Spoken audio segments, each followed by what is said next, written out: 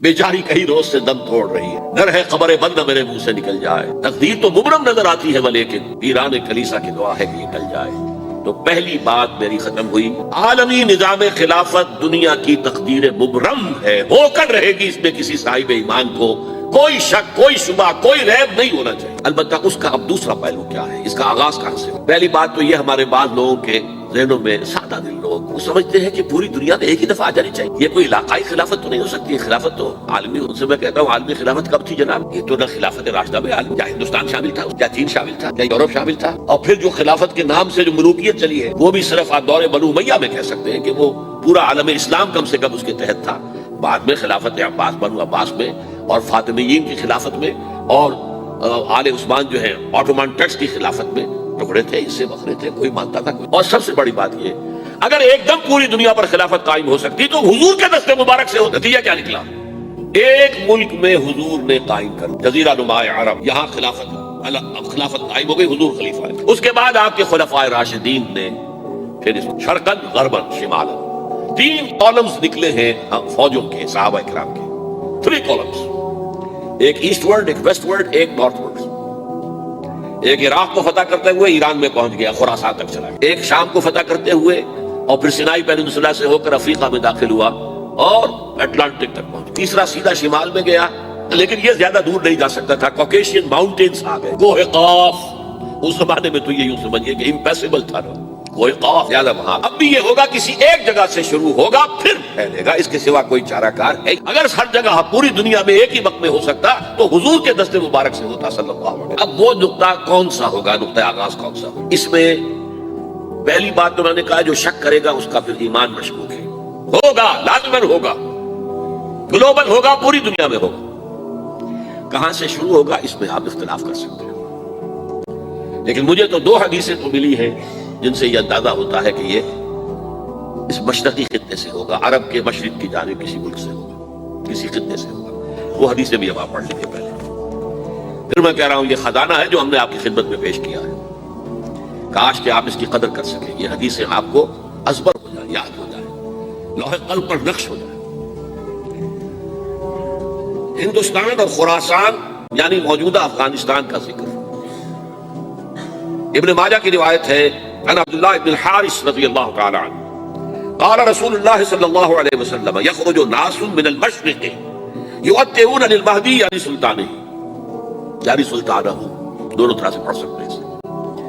حضرت عبداللہ ابن حارث فرماتے ہیں رضی اللہ تعالی عنہ کہ حضور نے ارشاد فرمایا، مشرق کی طرف سے وہ فوجیں نکلیں گی، لوگ آئیں گے جو عرب میں مہدی کی حکومت قائم کر۔ یہ مہدی کون ہوں گے اس کا ذکر میں ذرا بعد میں کروں گا، لیکن نوٹ کر لیجئے کہ مہدی سے پہلے لازماً کسی مشرقی علاقے کے اندر وہ نظام قائم ہو چکے گا، تب وہاں سے فوجیں آئیں گی نا۔ یہ مشرق کون سا ہے؟ عرب کے مشرق میں آپ چلیے، ایران بھی آ جائے گا، افغانستان بھی ہے، پاکستان بھی ہے، اور اگر اسے اور توسیع دے تو ہندوستان بھی ہے۔ یہ ہے عرب کا مشرق، اس سے فوجیں جائیں گی۔ اس کا کیا مطلب ہے کہ اس میں سے کسی جگہ پر نظام خلافت پہلے قائم ہو جائے گا، تاکہ وہاں سے فوجیں جائیں گی جو جزیرہ نما عرب میں حضرت مہدی کی حکومت کو قائم کریں گی۔ اب دوسری حدیث سنیے، یہ سنن ابن ماجہ کی حدیث تھی جو میں نے آپ کو سنائی، آپ نے پڑھی۔ دوسری، عن ابی ہریرہ رضی اللہ تعالی عنہ، یہ ترمذی شریف کی روایت ہے، قال قال رسول اللہ صلی اللہ علیہ وسلم یخرج من خراسان رایات سود لا يردها شیء حتی تنصب بإیلیا۔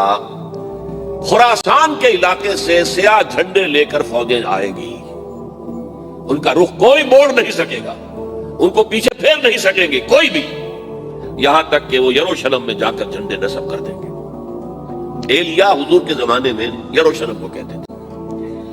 یہ یروشلم تھا جب حضرت سلیمان کی حکومت تھی، اور یہاں پر معبد سلیمانی، ہیکل سلیمانی قائم ہوا۔ پھر یہ یروشلم بھی رہا ہے تاریخ میں، یہاں تک کہ سن 70 عیسوی میں جب ٹائٹس رومی جنرل نے اس کو گرایا، ختم کیا، سیکنڈ ٹیمپل گرا دیا، اور یہاں سے یہودیوں کو کہا نکل جاؤ یہاں سے، کوئی یہودی باقی نہیں رہا، بالکل تہم بالا برباد کر دیا۔ اس کے کوئی 150 سال بعد ہیڈریان، رومن ایمپرر ہیڈریان، اس نے پھر دوبارہ آباد کیا اس شہر کو۔ 150 سال تک یہ بالکل بنجر اور بالکل غیر آباد پڑا تھا۔ اب ہیڈریان نے جب آباد کیا تو اس کا نام ایلیا رکھا، اب یروشلم نام نہیں تھا۔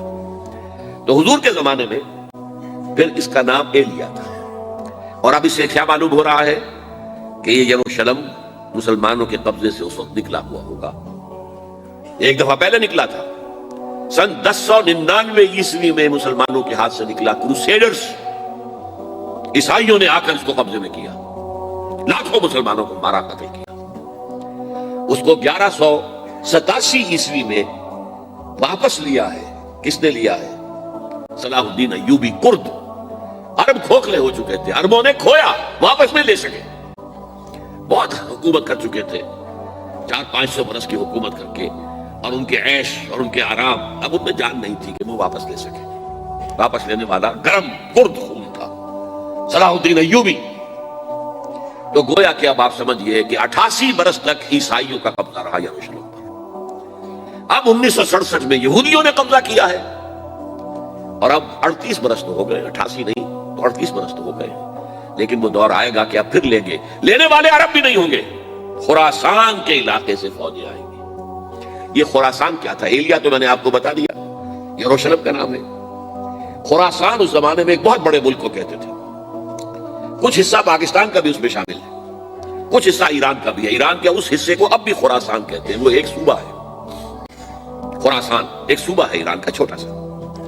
پاکستان میں خاص طور پر یہ جو علاقہ مالاکنڈ ایجنسی کہلاتی ہے، اس سے اوپر جتنا علاقہ ہے، اور یہ جو واخان کی ایک پٹی آتی ہے اوپر، واخان افغانستان کی ایک پٹی سی دم سی چلی آتی ہے جو جا کر چائنا کی سرحد سے مل جاتی ہے، یہاں سے لے کے یہاں تک یہ جو مالاکنڈ کا وہ درہ ہے اور پہاڑ ہے، یہ بھی خراسان کا حصہ ہے۔